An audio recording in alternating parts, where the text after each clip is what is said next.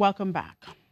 The International Monetary Fund says Morocco's new, more flexible hard currency system is a step in the right direction to make the kingdom more attractive to investment and turn it into a financial hub for Africa.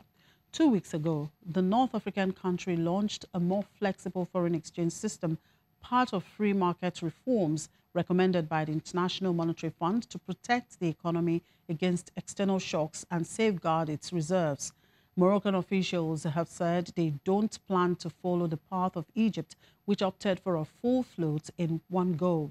The fund says the lifting of most fuel subsidies and other reforms had allowed Morocco to boost economic growth, which had been forecast at 4.5% for last year. Morocco has forecast GDP growth to slow to 2.8% this year, though officials have said the currency move could add 0.2%. And back here in Nigeria, a group of traders and wood carvers forced out of their homes by Boko Haram insurgents have found a way to earn a living selling wood products in Nigeria's northeast.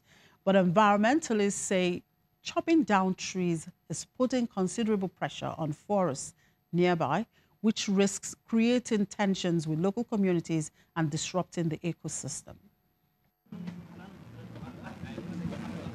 At the Mona Garage camp in Maiduguri, northeastern Nigeria, a group of displaced people run traditional wood-carving businesses, selling mortars and pestles, cooking sticks and furniture, as well as wooden slates used by students in local schools. Engaging in small businesses like these is an important source of livelihood for thousands of Nigerians displaced. More than 670,000 of those people live in camps in the region, where cash is hard to come by, opportunities for work are rare, and the food and aid they get is often not what they want. Kachala Ari carves different wood and household products at the camp. I have been in this business for over 15 years.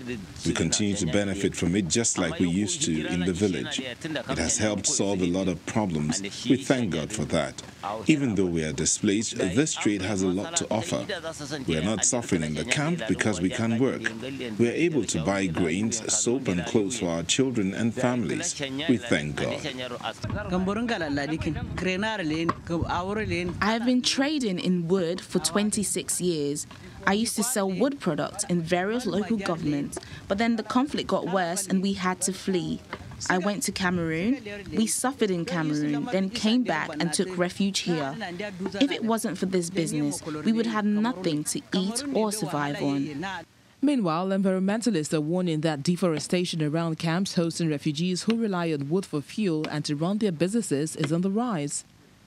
Depletion of forests also risks creating tensions with local communities and disrupting the ecosystem as trees stabilize the climate, regular water flows, and provide shelter to numerous animal species. The increased population of the people in this area, the demand for wood consumption is always proportional to the population.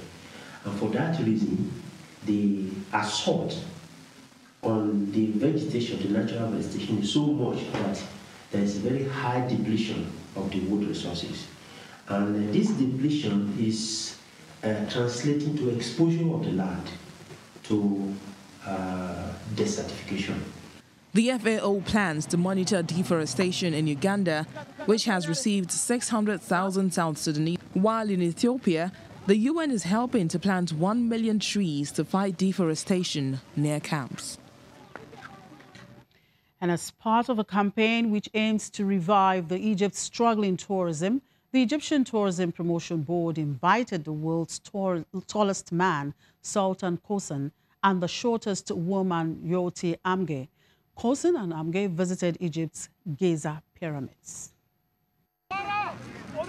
It was the first time for either of the record breakers to visit the North African country.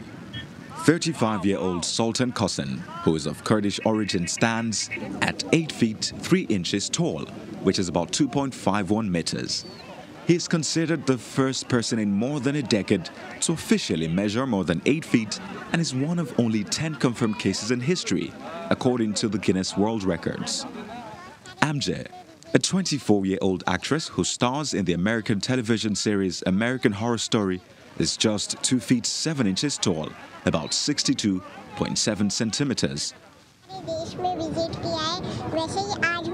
My entire life, I have gone to many different places.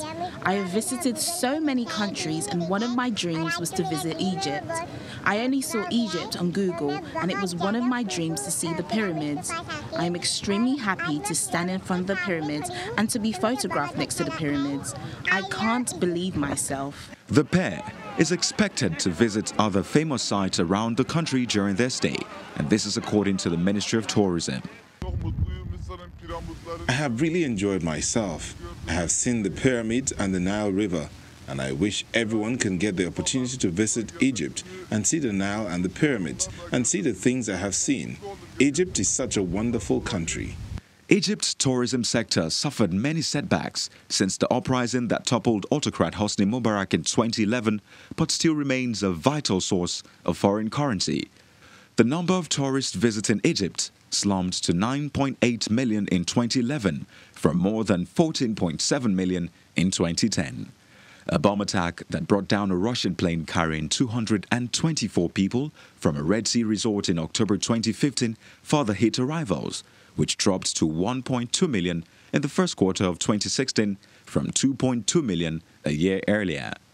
The campaign that brought Qasim and Amjad to the pyramids was organized in cooperation between the Egyptian Ministry of Tourism and the Guinness Book of World Records.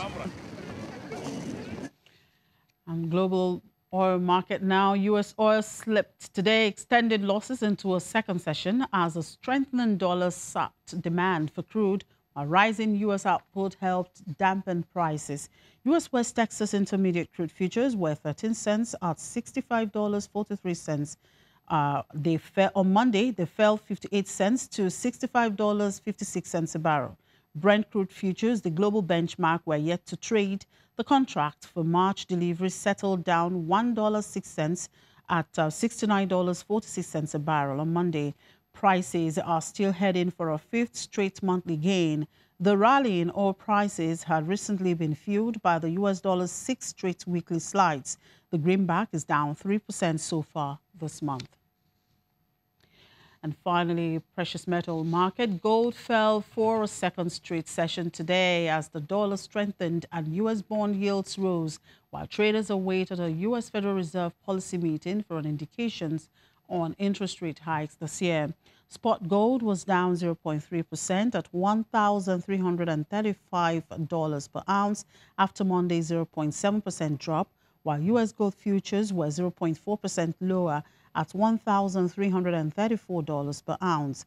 Gold prices have risen 2.5% so far this month, largely due to a weakness in the dollar. The greenback posted its 6th straight weekly drop last week, hitting a 3-year low on Friday, and was on track for its biggest monthly decline since March 2016. And that's a wrap on the program. Thank you very much for watching. I'm Chimezi Obi Iwago.